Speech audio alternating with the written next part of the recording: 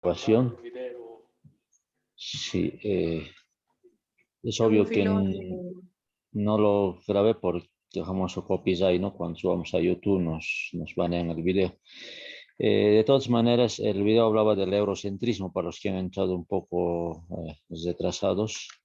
El eurocentrismo en todo caso se refiere, y enseguida vamos a ver, a considerar como Europa como el centro del saber. Y justamente vamos a tocar ese tema, ¿no? Que seguramente la gestión pasada algo hablaron en quinto, pero de todas maneras vamos a reforzar algunos aspectos más. Sin duda alguna, pues el tema uno, ya para su carpeta, es origen de la filosofía, ¿no? El eurocentrismo. ¿Dónde nace la filosofía? En Europa, estamos hablando justamente en Grecia, ¿no? Como la cuna del saber. Y por eso se ha dado a entender de que todo lo que venía de Europa era de los grandes sabios de Grecia, porque Grecia irradia su conocimiento en su época, digamos, de esplendor a toda Europa. Y de Europa, es obvio, nos llega aquí, América, en 1492, mediante la colonización de los españoles, ustedes ya saben que mediante la espada, la Biblia, todo nos trajeron el conocimiento, y por eso hasta ahora seguimos estudiando a Platón, Aristóteles, etcétera, considerados, digamos, como los padres de la sabiduría, del conocimiento, del saber, ¿no? Y en ese entendido surge un pensador en América, argentino, mexicano, como es Enrique Dussel, el cual pues indica de que basta de que nos impongan el conocimiento, el saber. Esa ha sido la forma más tácita de imponernos. América necesita un tipo de conocimiento propio, y el cual nos da, tenemos aquí, amplia sabiduría. De ahí nace, digamos, la idea de una filosofía latinoamericana. Posteriormente ya la idea de una filosofía andina. Si, digamos, hablamos de los pueblos de los Andes, podemos hablar una filosofía centroamericana, etcétera, propia de nosotros. Pero como nos han impuesto, Europa, mediante la colonización, no solamente su cultura, su lengua, también el conocimiento, bueno, consideramos como a lo máximo, digamos, a Europa, ¿no? Como el centro del saber. De ahí, pues, el eurocentrismo, ¿no? El eurocentrismo, entonces, considera a Europa como el centro del saber, los valores socioculturales como patrones y modelos universales, ¿no? Las cuales se difundieron a otros continentes mediante la historia universal, pues la cual nos demuestra de que su conocimiento se ha impuesto no solamente a América, África, también parte de lo que es Asia, ¿no? De Oceanía. Inclusive, pues en la Edad Media, ustedes saben, y parte de la edad contemporánea, como Napoleón Bonaparte y otros, quisieron imponer, o sea, que el territorio europeo inclusive sea hasta lo que es Asia. No te olvides que este Napoleón Bonaparte, digamos, en su momento trató de hacer una sola nación a nivel europeo, ¿no? Y es obvio, por ello inclusive vino su derrota, ¿no? Cuando se fue hasta el polo norte y quiso pues apropiarse de lo que es toda Rusia, ¿no? Ahí viene su fracaso.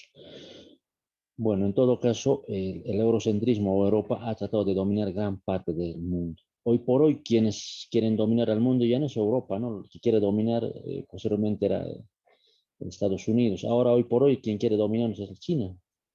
Y ustedes saben, por eso también, pues, lanzan enfermedades eh, para enfermarnos y posteriormente someternos, ¿no? Entonces, la filosofía eurocéntrica, basada en el estudio del pensamiento, del saber filosófico europeo, ustedes saben, a partir de filósofos griegos como Sócrates, Platón, Aristóteles, quienes dieron las bases del saber y conocimiento.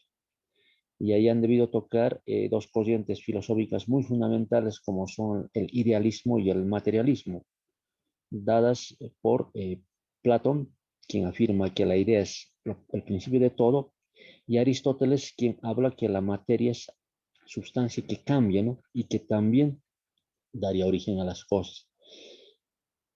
Y es obvio, Sócrates, que vendría a ser como el maestro de ellos, el cual da las bases del conocimiento, pero de un conocimiento a partir de uno mismo, del estudio de sí mismo. Estos tres filósofos no solamente eran filósofos, matemáticos, químicos, médicos, astrónomos, etcétera, eh, digamos, han dado la base, digamos, de todas estas ciencias, ¿no? Y por eso hasta ahora los seguimos tocando en física, en matemáticas, a lo que es Platón, Aristóteles, Sócrates. Posteriormente, ya a partir de la Edad Media y moderna, pues hablamos de otros filósofos como Friedrich Nietzsche, digamos, filósofos alemanes, ¿no? O Carlos Marx, digamos, entre algunos, o Federico Hegel, ¿no? Quienes, digamos, complementan, ¿no? La idea del superhombre, como habla Friedrich Nietzsche, todos dentro de sí tienes un superhombre, o Carlos Marx, que da, digamos, las bases de lo que es el materialismo y lo que es el comunismo, socialismo, que hoy por hoy mal lo están llevando a cabo los países socialistas y nuestro gobierno como tal, ¿no? Y Federico Hegel, quien también sigue la corriente idealista de Platón. Bueno, a estos filósofos los seguimos hablando hasta hoy. Inclusive hay filósofos franceses como Renato Descartes, quien decía, yo solo sé, cogito ergo sum, pienso luego existo, ¿no? Decía Renato Descartes. Primero está el pensamiento, la razón como fuente de conocimiento. O Paul Sastre, que habla del voluntarismo. Todos tenemos voluntad para hacer eso. Todos estos filósofos de pronto y otros, que son cientos, bastantes, no vamos a mencionarlos más, digamos, son la base del conocimiento y que supuestamente pues los rendimos culto y son, digamos, lo máximo, digamos, en torno al saber. Y eso nos han enseñado hasta hoy. Pero no te olvides de que hablando de cosmovisiones, como dice el área, hablamos de que la filosofía es amplia. No solamente se cierra, digamos, en lo que es los griegos.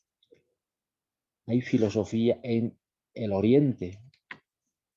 Cada pueblo, cada cultura tiene su propia filosofía. Los mayas, los aztecas, los egipcios, los sumerios, los caldeos, los incas, etcétera, ¿no? Entonces, lo que vamos a hacer mención hoy es una diferencia entre ambos, entre la filosofía de Occidente y de Oriente, la filosofía asiática, ¿no? Si la filosofía occidental gira en torno a la razón y al pensamiento analítico, a esa búsqueda de la verdad a partir de la razón, o sea, siempre todo filósofo griego, europeo ha buscado eso, ¿no? Buscar la verdad, el origen de las cosas a partir de la razón, a partir de una búsqueda de la verdad, ya sea con una corriente filosófica, ya sea materialista o idealista, ¿sí? Entre ellos ahí están Descartes, Immanuel Kant. En cambio, la filosofía oriental es algo más que un pensamiento religioso y está basado en el misticismo y en supersticiones, ¿no? La filosofía oriental, estamos hablando ya de China, Japón, de la antigüedad, estaba siempre basado en el estudio de la naturaleza. No sé si en cuarto hemos tocado este punto de la meditación y les he hablado, por ejemplo, del famoso Tomita y después hay otro Kitaro, los grandes músicos asiáticos, los cuales se van a la naturaleza, ¿no? Al estudio de la naturaleza, meses y meses a componer sus canciones, a meditar, a estar cerca de la naturaleza, cerca de Dios. Entonces los verdaderos filósofos chinos estaban más compenetrados al interior de uno mismo y no tanto al estudio de la razón, de la mente, como los filósofos griegos o europeos. Entre estas corrientes filosóficas tenemos a los Vedas. Los Vedas vendría a ser el pensamiento y religión védica, ¿no? Era esta más animista. ¿A qué se refiere animista? A devoción a la naturaleza. Devoción, por ejemplo, al árbol, a la piedra. Hay algunos que les tienen tanto culto en algunas culturas, religiones. Igual tenían los Vedas, ¿no? Ya que sentían, reitero, devoción por los elementos naturales.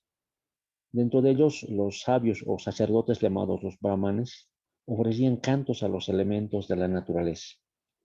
Para ellos, claro, dentro de la naturaleza, dentro del fuego, el aire, el agua, existían seres míticos, dioses, quienes al entrar en armonía con ellos nos daban todos sus favores. ¿no? Por eso en esos países, inclusive los que han visto la película 7 años en el Tíbet, la gente les rinde un culto a la tierra, así nomás no cavan cualquier cosa, a los animales, a los insectos. Tienen una profunda creencia sobre la naturaleza. El Veda vendría a ser el ver y el conocer por los elementos naturales. O sea, para ver y conocer debemos aprender lo que son los elementos naturales. Si tú sabes lo que es el aire, el fuego, la tierra, el aire, conoces absolutamente todo. Eso vendrían a decir los Vedas. Lo mismo decían los filósofos presocráticos, ¿no? Que atribuían a elementos naturales como el arché o el origen de las cosas o el primer elemento material natural que dio origen a la naturaleza y a todo. Por ejemplo, Heráclito, un filósofo griego presocrático, decía: el origen de todo es el fuego. A partir del fuego nace todo. El centro del universo está hecho de fuego, tu cuerpo está hecho de fuego, el centro de la Tierra es fuego, todo es fuego, entonces dio origen al fuego. Otro filósofo como Tales de Mileto dirá: el origen de todo es el agua, porque sin agua no hay vida. 3/3 partes de la Tierra son de agua, tus 3/3 partes del cuerpo estás hecho de agua, etcétera, ¿no? Por lo tanto, pues en ahí y en lo otro hay una clara diferencia. Claro que los filósofos griegos utilizaban la razón para hacer comprender el origen de todo. En cambio, los Vedas lo harían de una manera más mística, entendiendo que dentro de cada elemento hay un dios, como en la imagen, ¿no? Hay un dios del fuego, hay un dios del agua, de la tierra, que los dioses están en todo. Nosotros es Dios, estaría en todo.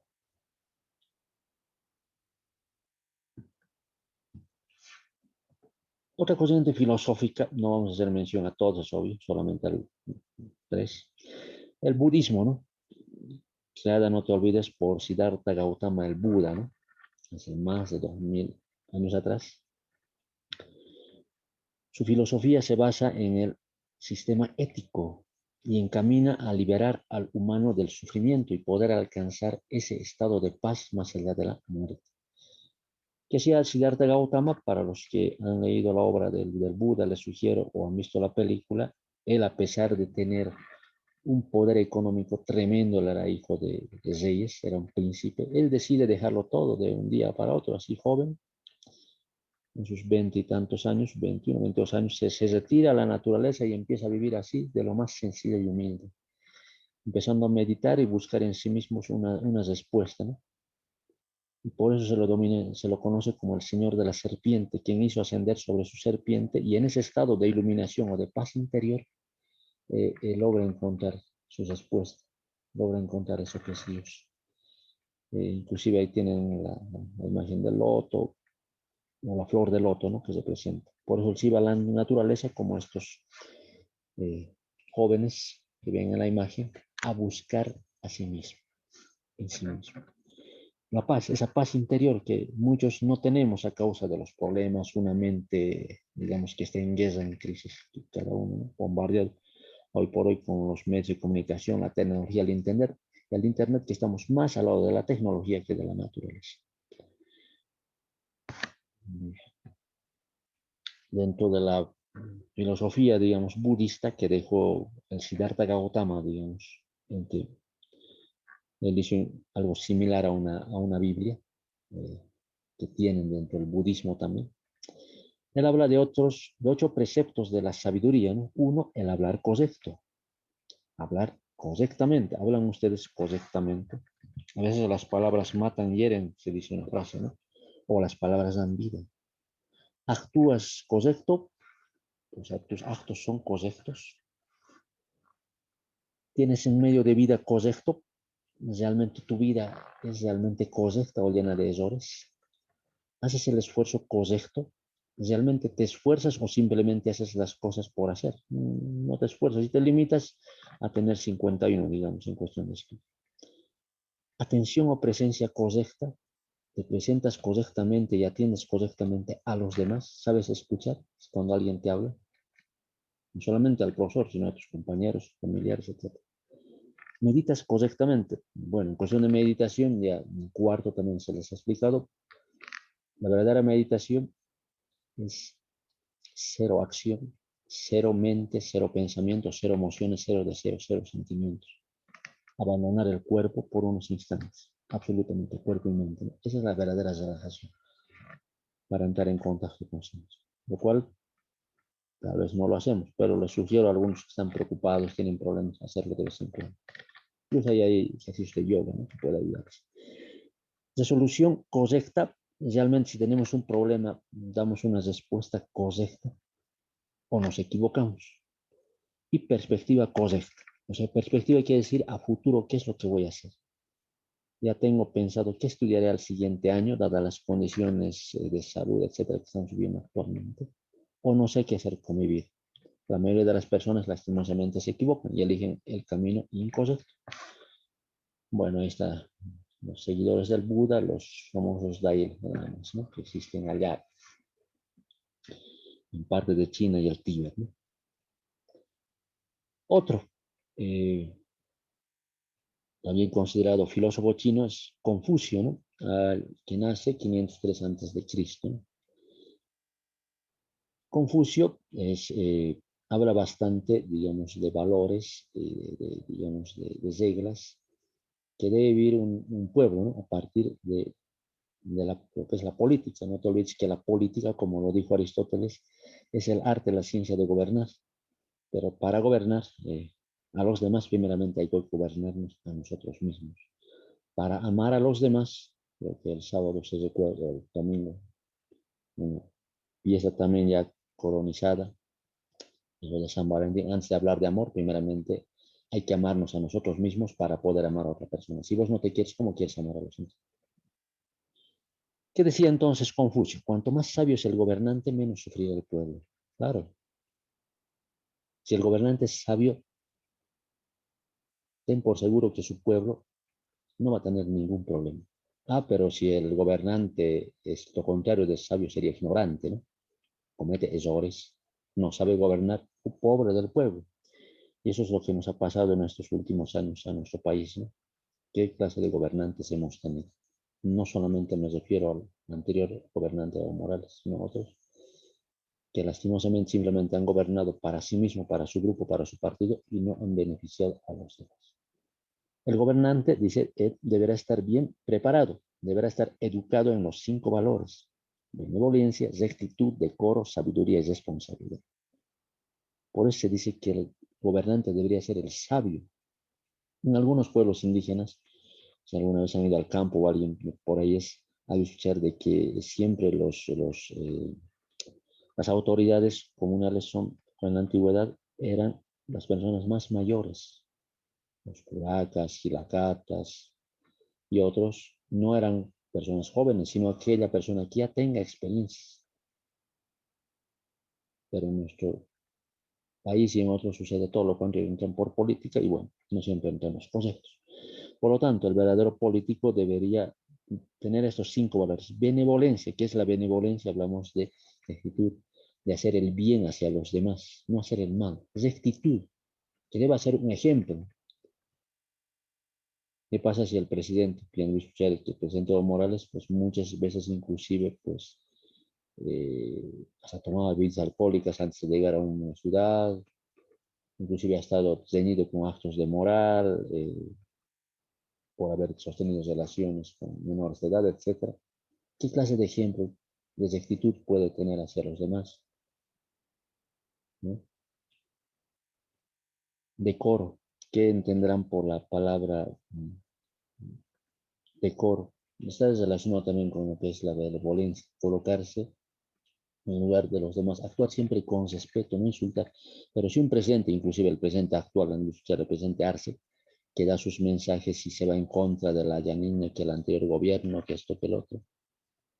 No, pues si uno entra, no podemos, como se dice vulgarmente, echar la culpa al empedrado. Yo soy culpable de las cosas que pasan y no puedo echarle la culpa a otras personas de las cosas que me van a pasar. Sabiduría. Debe conocer y hacer bien las cosas. Por eso dice que el gobernante debía prepararse bien antes de ser un gobernante, estudiar cómo va a gobernar. Si no sabe, puede cometer errores. y ser responsable, ¿no? Ustedes saben que hay un juicio, este último, con el gobierno ruso a raíz del avión que vino a apagar los incendios el año pasado. No se lo apaga. Y se entra le echan la pelotita de que el anterior gobierno de Yanini, que los de ellos, que el gobierno de Morales no ha pagado. Bueno, no hay responsabilidad.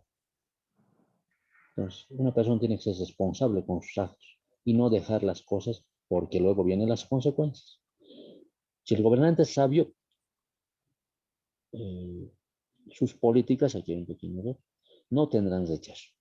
Es obvio.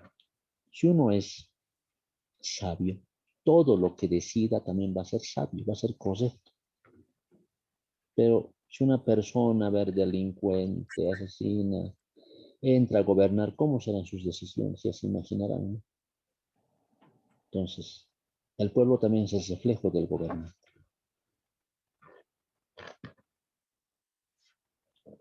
Este pensamiento de confusión en relación a la política tiene también su similitud con el pensamiento de Sócrates, el cual hablaba también de la política, el que decía que legitimaba que el sabio debería gobernar. O sea, un sabio debería gobernar. Por lo tanto, dentro de la filosofía griega, en la sociedad griega, pues el sabio era el filósofo, el que sabía todo. Pues él se dedicaba a la filosofía y él debería gobernar.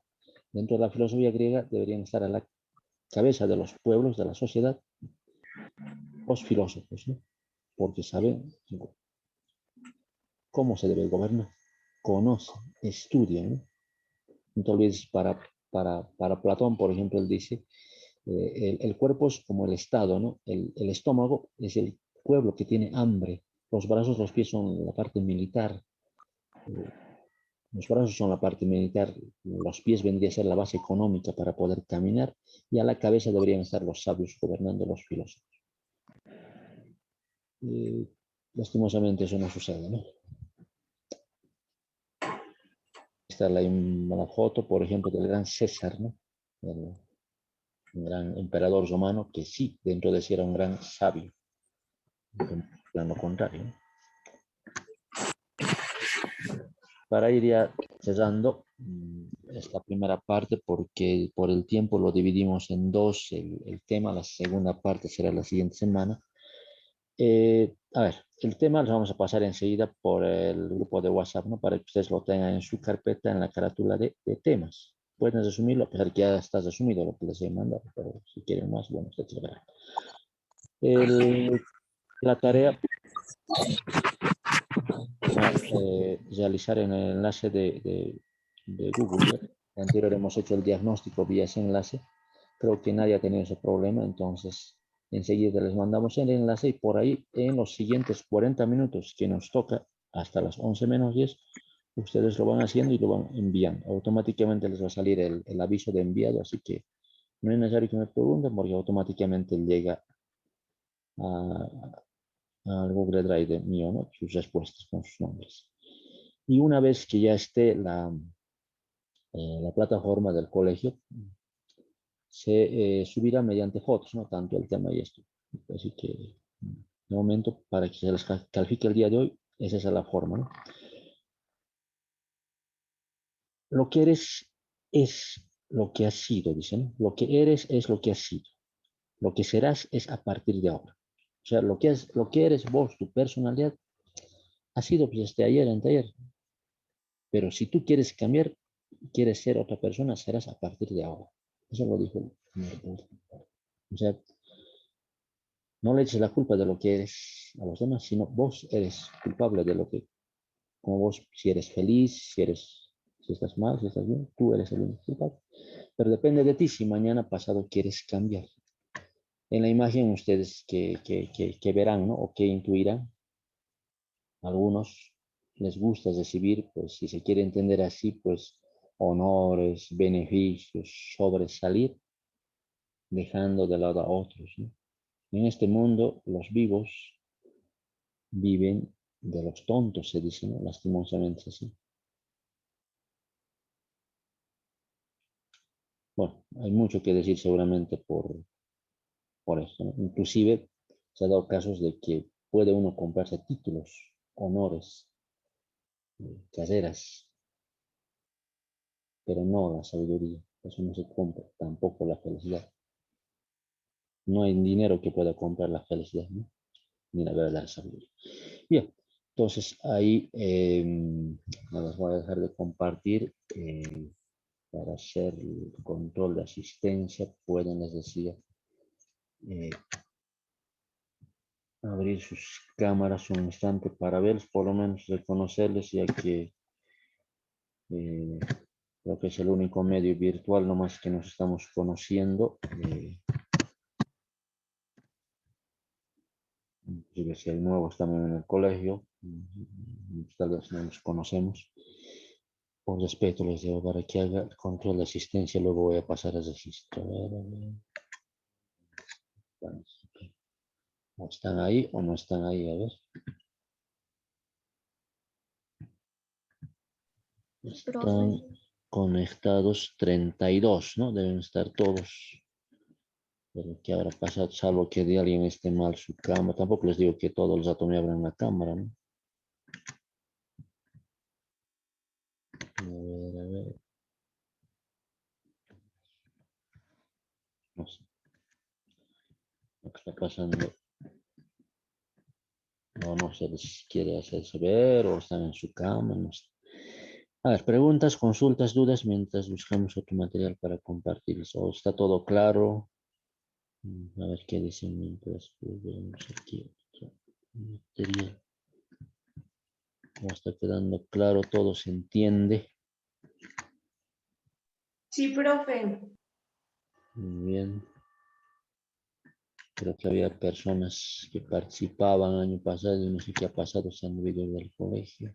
Bien, Disculpe, profe, todo lo que nos ha explicado ahora del tema, eso lo tenemos que hacer en nuestras carpetas, ¿no ve? ¿Nos va a enviar las diapositivas o cómo vamos a hacer, profe?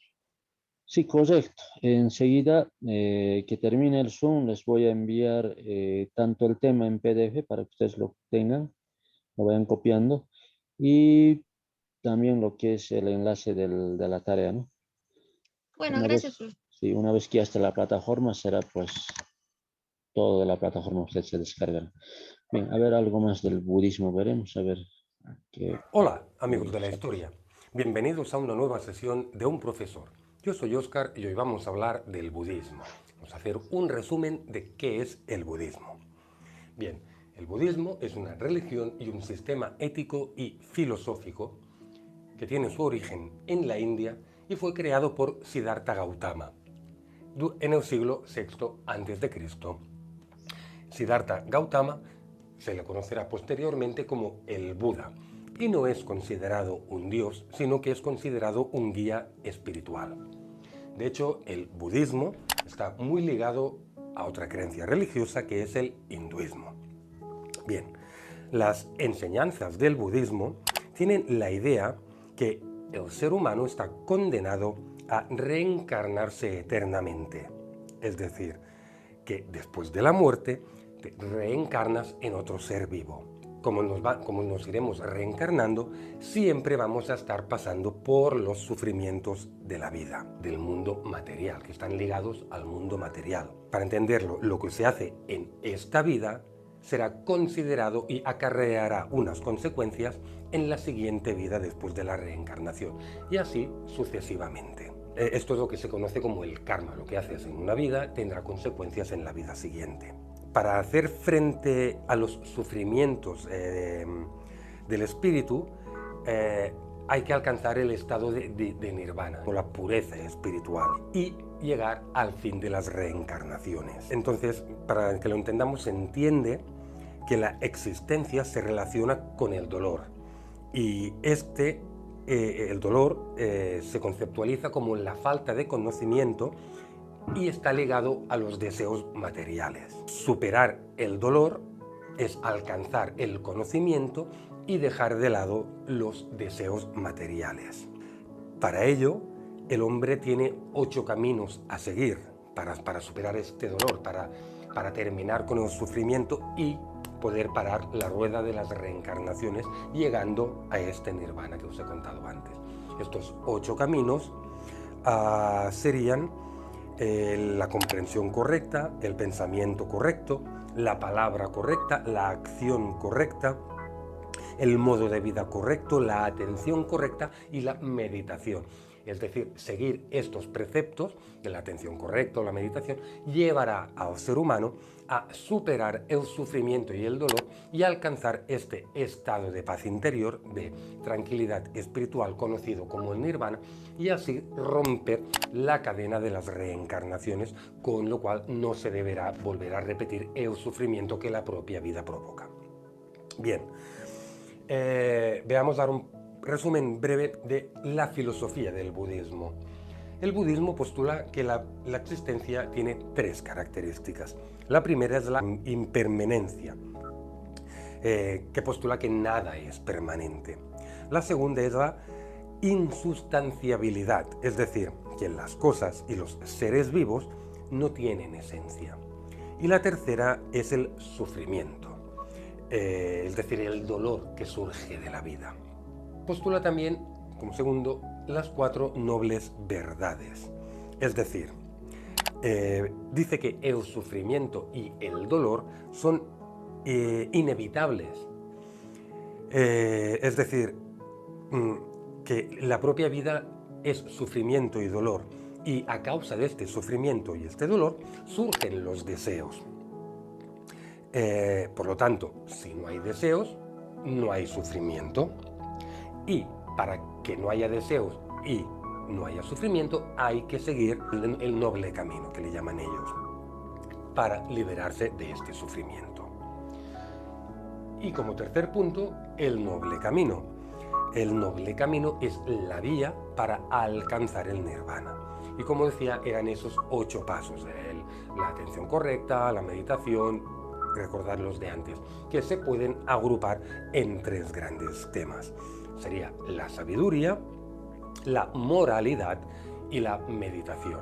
Es decir, tenemos que el noble camino nos servirá para deshacernos de las 4 nobles verdades, que empezaban con el sufrimiento, y si no tenemos sufrimiento, desactivamos las 3 características de la existencia, con lo cual, al alcanzar, como decía, este nivel de nirvana, se rompe la cadena de reencarnaciones y el espíritu puede ser ya libre y no encadenado a la rueda del sufrimiento humano en la vida. Así pues, amigos, espero que os haya interesado este breve resumen de qué es y qué significa el budismo, y como siempre recordaros que en nuestra página web Bien. Entonces ello más complementa, ¿no?, lo que es el budismo, esta filosofía de Oriente. Como os digo, más estudia la parte interna de la persona, inclusive aquí hace relación a un aspecto de lo que es la reencarnación. Seguramente más adelante también vamos a verlo, pero ya me adelanto, y hay años pasados creo que hemos hecho mención también de que dentro del budismo y otras religiones sostienen de que nosotros no solamente vivimos una sola vida, ¿no?, sino tenemos varias existencias, más de 100, ¿no? Y que los hombres de hoy, por ejemplo, hayamos sido las mujeres del ayer, o las mujeres de hoy hayan sido los varones del pasado, ¿no? Y así viceversa, ¿no? Inclusive dentro de lo que es esto de la reencarnación, se afirma de que en la vida todo lo que se hace se paga, y tenemos la famosa ley del talión. Pero a veces dirán, no, no se paga en vida, que no existe el famoso karma, que es después de la vida. Si yo digamos, maltrato a una mujer, en esta vida, siguiente vida,